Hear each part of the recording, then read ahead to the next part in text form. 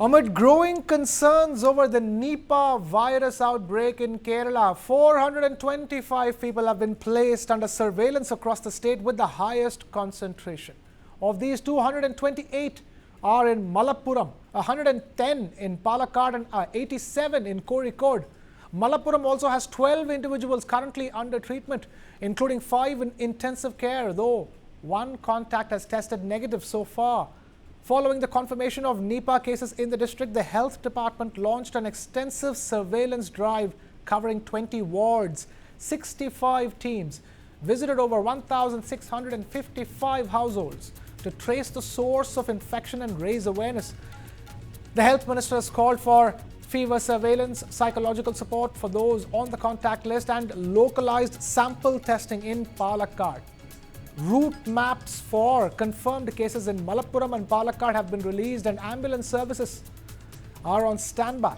A high-level review meeting chaired by the health minister as efforts to trace the source of the outbreak intensify. Nipah virus cases back in Kerala raising concerns, and now there is going to be testing and other measures taken by the Health Department of Kerala. Health Minister calling for surveillance and, as in fact, chairing a high-level review meeting as well. We have Dr. Ishwar Jilada, consultant in HIV and infectious diseases, now joining us. Dr. Ishwar Jilada, talk to us. How concerned should we be at this stage? Kerala's last encounter with Nipah was deadly and gruesome. But what is your take on the situation so far in terms of the number of cases and the efforts being taken? You see, as human beings, we should be always concerned about zoonotic diseases.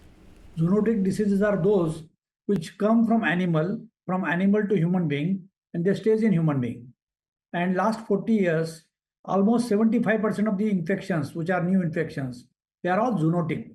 There is a Nipah, Zika, Ebola, HIV, SARS-CoV, COVID, mad cow disease, Middle East SARS virus, uh, all this bird flu, they're all animal-borne diseases. And that is because of a lot of things where we have been intruding in the atmosphere of animals, of forest, and we are not allowing them to stay with their own environment. Like we human being have a right to live, even all insects, animals, everything, they have to have a right to live. They should not interfere in our atmosphere. We should not interfere in their atmosphere. But a lot of deforestation, a lot of animal-human interface, and where some of the eating habits, they eat even wild animals. So I think this is a time we should look at a long perspective. It's not only Zika or Nipah. It's not only Ebola, but all the infections which are coming from animals to human beings. In that sense, we should be very concerned. Now, as far as Nipah is concerned, they always come in outbreaks. In outbreaks, we see 4, 5, 10 cases. They have never become epidemic or pandemic. So that is one relief, that somehow it has not become pandemic or epidemic anywhere. It has been always in India around Kerala, in Southeast Asia around Malaysia, Singapore, Thailand, Cambodia, and sometime in Bangladesh and West Bengal. But they have not been widespread. It was been also some of the South African countries or Madagascar, but it has not been everywhere. It has not been in big number. The major problem being 40 to 70% or 75% cases of Nipah, they die. So it's a killer disease. And sometimes the symptomatology is very confusing. Sometimes you may think there's a Japanese encephalitis or some other infective encephalitis or the viral encephalitis, because patients come with constitutional symptoms is like fever, cough, diarrhea, loose motion, nausea, but thereafter you get seizures, you get altered sensorium, you get epilepsy, and sometimes you get a rare kind of pneumonia, which is like acute respiratory distress syndrome, which I had seen during the COVID time. And patient die within couple of days time. So therefore we should be concerned, because there is no complete cure. There is no vaccine. Vaccine trials are only in phase 1 trial, and phase 1 trial are not able to go to phase 2 or phase 3 because we do not get that number of cases, that many cases where we can try the vaccine and compare. So case load being very low, The vaccine's second phase or third phase is difficult. Probably at second phase only they will have to consider giving a kind of approval to the vaccine in emergency mode authorization. There is no complete cure, though some of the medicines are tried like ribavirin or remdesivir or favipiravir. And there is one monoclonal antibody which works in the Nipah cases as well as post-exposure prophylaxis. For example, some Nipah case has died in a family. Those which are exposed, they can be given these monoclonal antibodies. And they are only made in Australia. And somehow they are obliging us. Whenever we request from India, they immediately send that monoclonal antibody. So I think scenario is grave, but at the same time, it is not concerned to the whole country or whole world. It is not going to be epidemic or pandemic, because it never has been in the past. However, our other zoonotic diseases will keep on coming and disturbing us because we keep on disturbing animals. Right. The point here is that, we live in a world where, when the first time the Nipah virus came, there was no COVID. And now we live in a world where, there are multiple viruses and mutations and, newer variations that are, entering. From that perspective, how dangerous is the outbreak so far as the Nipah virus is concerned? Somehow Kerala has been very active, and they are very much proactive, not only active, and they try to contain it very quickly. For example, with one or two cases, they have gone into contacts and say direct contact, indirect contacts, and cordon off around 400 people and trying to search whether there is an infection or not. Secondly, whenever it has been outbreak, Kerala has been able to contain. But we human beings, we need to understand that this is a virus coming from a vector which is bats which are surviving on fruits. So if we are using the same fruit which has been having with the bats urine or bats excreta or bats nibbling, we can get infected. And secondly, I have heard from some people or my colleagues from Kerala, some people eat bats also. I heard from China that they eat any kind of insect and any kind of animal. So if that is the scenario, that human being becomes so selfish for our survival, for our mouth taste, we can kill anything on the earth, and then we blame them that they are spreading the infection. So we need to introspect. And how do we stop going into the domains of bats, which are flying bats? In some places they're called flying fox in Cambodia. So we need to look at that. So if Kerala has been actively and proactively looking at what has happened with this couple of cases and couple of outbreaks, and they could contain all the outbreaks, I don't know why they are not able to look at the atmosphere where bats are there, foods are there, and human beings are there. So there is an interface, and we need to do a very large awareness, very high profile awareness among human beings. I am a vegetarian, but I don't want to impose on vegetarianism on others. But at the same time, when you speak, you are kind of belling a cat. So basically, we need to make people understand whatever meat or whatever fish you are eating, right, it is different, and wild animals are different. So don't go in the vicinity of wild animal. And what you have seen, afforestation, climate change, extreme conditions, they are also responsible because they allow the animals from the forest to come to the human being. Right. So we need to understand that we see a lot of problems. It's not only a disease problem. There are a lot of problems because of environment and climate. And we need to understand how we can conserve the climate. It's not for us, not for our couple of next generation, but next several generations. And what is happening, global warming, etc., that is also impacting us. And we are all responsible, squarely responsible for creating this kind of scenario on Earth. All right, we'll leave it at that. Dr. Ishwar Jalada, thank you so much for taking time out to be with us here on News 9. It's been over 3 weeks since a British F-35B fighter jet was grounded in India. And now a team of UK aviation engineers has finally landed in Thiruvananthapuram in Kerala to carry out urgent repairs.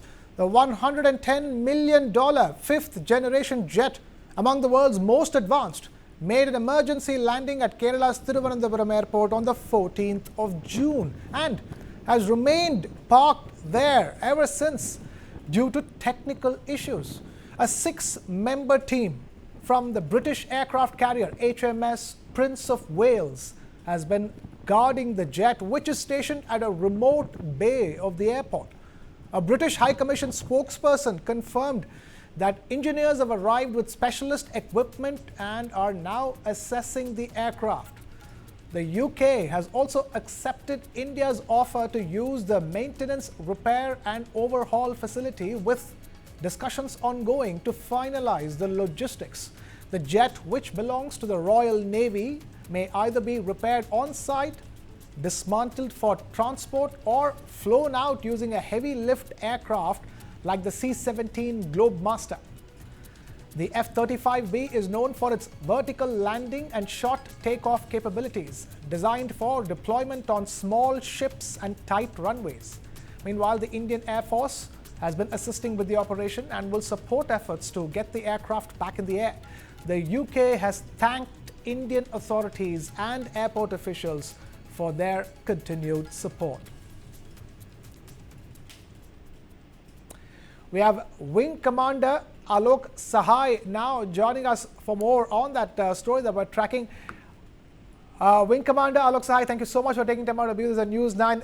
This is an interesting situation that we have on our hands, isn't it? The world's one of the most advanced stealth bombers with a technical snag has been parked for, more than 2 weeks now, and then now you have finally a team of experts coming in, and also they're collaborating with the Indian authorities, and thankful that the Indian authorities are helping them get this aircraft back in the air. Yeah, Indian authorities have been ready to extend a helping hand right from the beginning.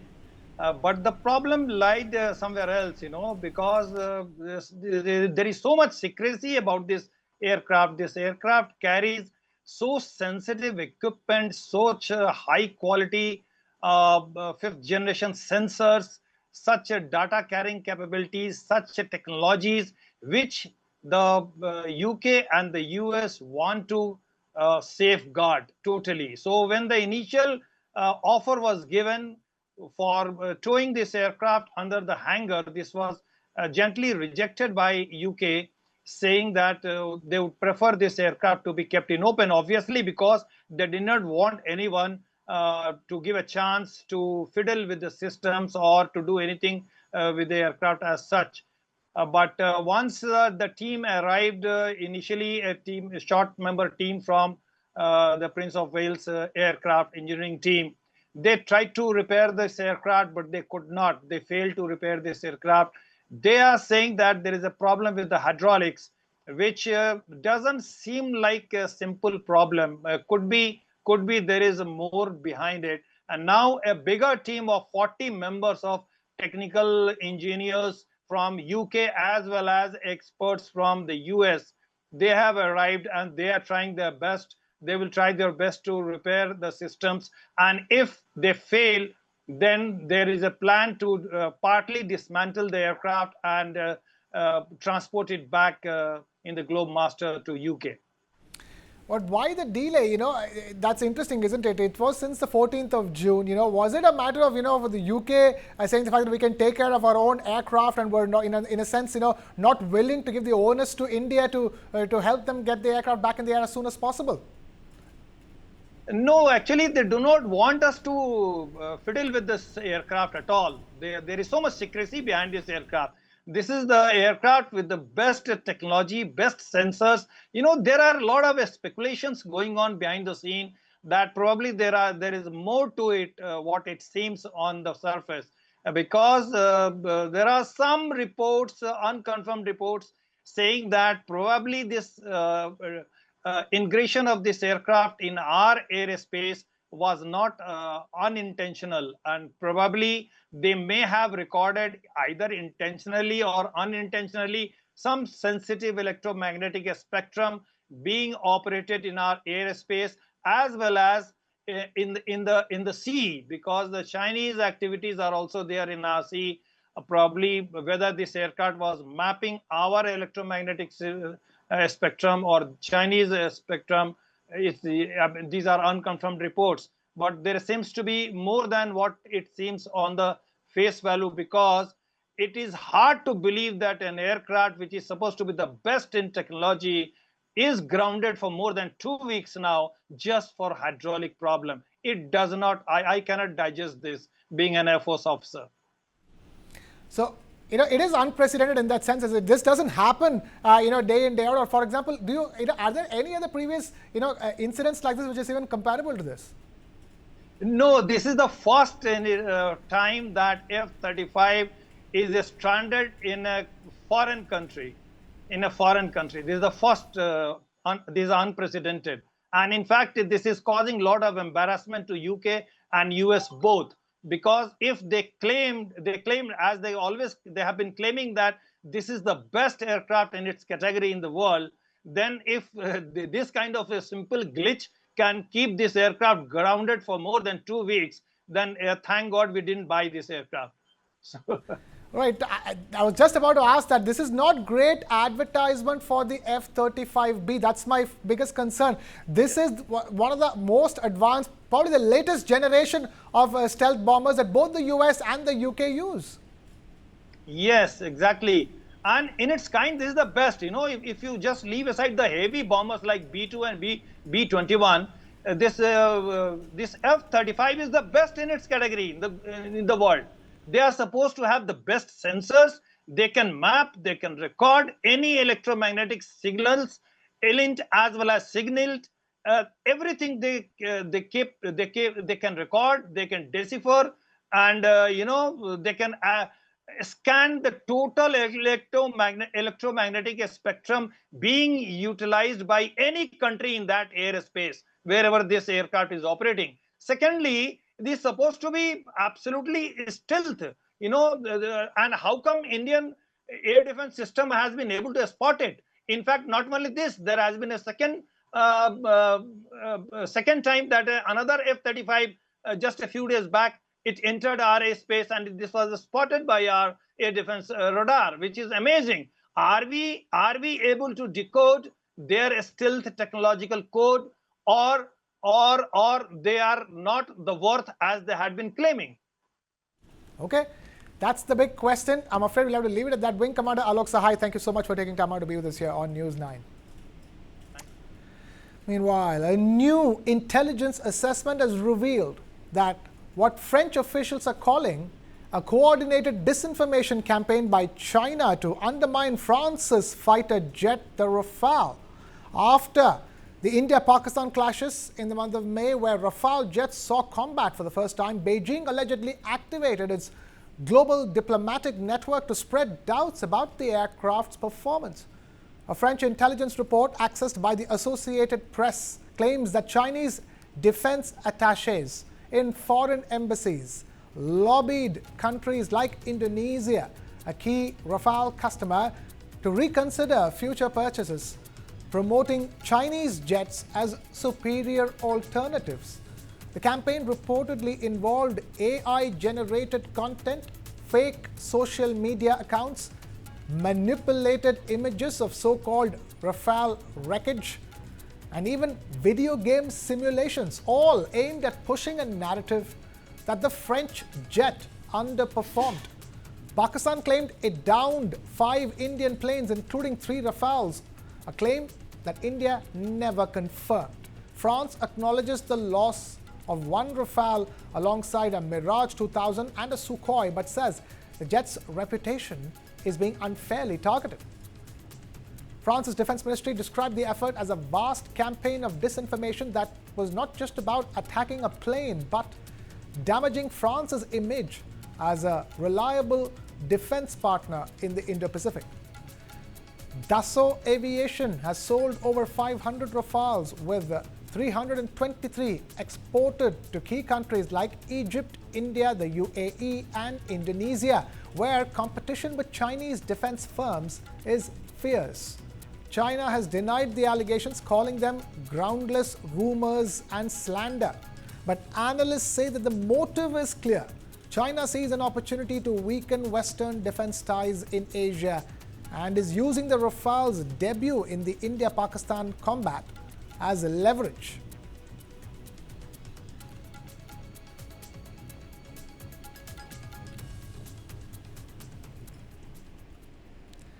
Down from space, and what a view it is. Group Captain Shubhanshu Shukla, India's pride in orbit, is soaking in the breathtaking sights of Earth from the iconic 7-windowed cupola module aboard the International Space Station. It's been a full week since he launched into orbit, and his journey continues to inspire a billion hearts back home. Representing India among the stars, Group Captain Shukla joins the elite league of astronauts, capturing the majesty of our planet from above. A quiet, powerful moment that reminds us just how far India's space dreams have come.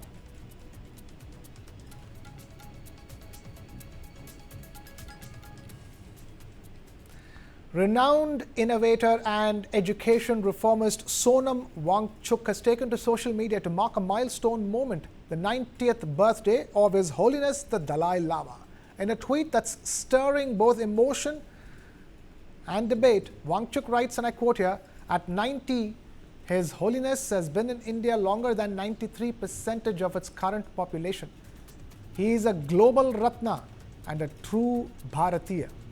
Calling the Tibetan spiritual leader a symbol of peace, compassion and resilience, Wangchuk urged the Indian government to honor him with the country's highest civilian award, the Bharat Ratna. He tagged Prime Minister Narendra Modi and the PMO, saying, and I quote, "Bharat can do itself a great honor by conferring on him the Bharat Ratna." The appeal has triggered conversations online, with many echoing the sentiment that the Dalai Lama, who made India his home in exile in 1959, has been an unwavering voice of harmony and non-violence on the global stage.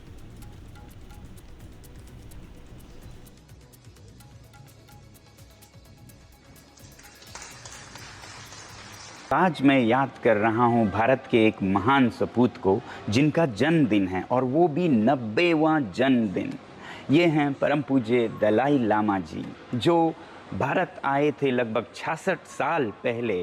Bharat में केवल 7% जनसंख्या है जो 66 साल से ऊपर के हैं, यानी कि वो 93% भारतीयों से ज़्यादा समय से भारत में हैं। आज उनके जन्मदिन पर हम उन्हें तोहफा दें तो क्या दें? मैं तो ये सोचता हूँ कि भारत सरकार उन्हें भारत रत्न की उपाधि प्रदान करके भारत का नाम दुनिया में रोशन करे। Union Minister Piyush Goyal took time out during his visit to Jammu and Kashmir to enjoy a shikara ride on the iconic Dal Lake in Srinagar. Seated in a beautifully decorated boat, Goyal appeared relaxed and cheerful as he waved to fellow tourists. But it was not just about the scenery, it was a personal moment of nostalgia. Speaking to news agency ANI, the minister said that his shikara was named Peace of Heaven, and fittingly so. He shared that every time he visits the Dal Lake, the peace and serenity take him back to his school days, stirring memories of childhood and simpler times. In his words, "I haven't forgotten my childhood memories. God has truly given a heaven to the country." The visuals, now widely circulated, show not just a politician in a moment of leisure, but a citizen reconnecting with the soul of India's paradise, Kashmir. This visit also comes amidst improved security and growing tourism in the region, with leaders often underlining Kashmir's return to peace and normalcy.